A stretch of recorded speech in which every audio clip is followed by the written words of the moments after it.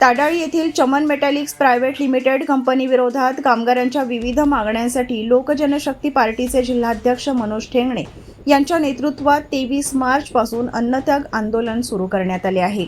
वेतन वेळेवर देणे, प्रदूषणावर नियंत्रण ठेवणे आणि कामगारांच्या मूलभूत हक्कांची पूर्तता करण्याच्या मागण्यांसाठी हे आंदोलन उभारण्यात आले असून परिसरात याची मोठी चर्चा रंगली आहे. या आंदोलनात व्हीनस सर्व्हिसेसमध्ये कार्यरत असताना संशयास्पद मृत्यू झालेल्या चंद्रकांत कासवटे यांच्या कुटुंबाला आर्थिक मदत देण्याची मागणी करण्यात आली आहे. तसेच कंपनीत स्थानिकांना प्राधान्य देऊन रोजगार उपलब्ध करून देणे, महिला बचत गटांना कॅन्टीनचे काम देणे आणि कर्मचाऱ्यांना ओव्हरटाईमचे योग्य मोबदला देण्याची मागणी आंदोलकांनी केली आहे. कामगारांच्या वेतनातून पीएफ व ईएसआयची कपात नियमितपणे करण्यात यावी अशी ही ठाम भूमिका यावेळी मांडण्यात आली. या आंदोलनाला निलेश हिवराळे युवा नेता तसेच जय शिवराय संघटनेचा पाठिंबा मिळाला असून प्रशासनाकडून अद्याप कोणतीही ठोस भूमिका घेतली नसल्याने आंदोलकांमध्ये नाराजी वाढत आहे. प्रशासनाने तात्काळ दखल घेऊन कामगारांच्या न्याय्य मागण्या पूर्ण कराव्यात, अन्यथा आंदोलन आणखी तीव्र करण्याचा इशारा मनोज ठेंगणे यांनी दिला आहे. नमस्कार, आपण आहोत चंद्रपूर ताडाली परिसरामध्ये आहोत. अगदी माझ्या बाजूला आपण बघू शकता की लोक जनशक्ती पार्टीच्या माध्यमातून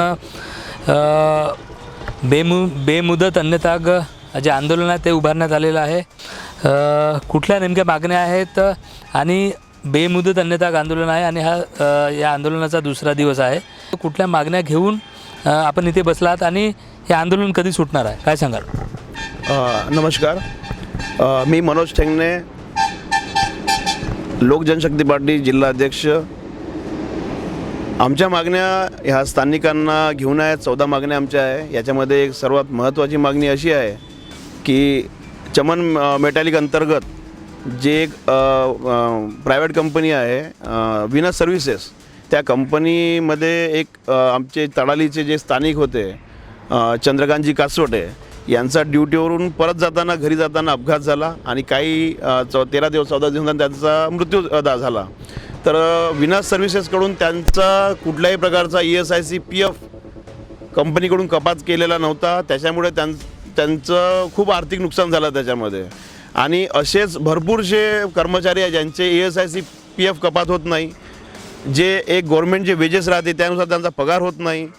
त्यांना वारंवार कामावरून जर एखाद्याने समजा जर आवाज जरी उचलला तर त्याला कामावरून काढून टाकू अशी धमकी देण्यात येते. आणि स्थानिकांना म्हणजे वारंवार ते दाबण्याचा प्रयत्न करतात. आणि या संदर्भात जेव्हा आम्ही कंपनीला सांगायला गेलो की बाबा कर्मचाऱ्यांचा पगार तुम्ही काय टाईमशीर करत नाही, भरपूरसे 14 मुद्दे, ज्यात प्रदूषणाचा पण एक मुद्दा आहे, स्थानिक रोजगाराचा आहे.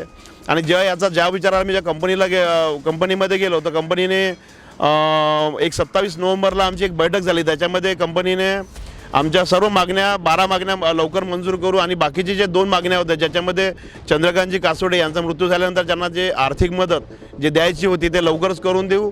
आणि एक इथे जे स्थानिक बचत गट आहे, ताडाली ग्रामपंचायत स्थानिक महिला बचत गट आहे, त्यांना कॅन्टीनचं काम मिळवून देऊ, हे आमच्या मागणीमध्ये होतं.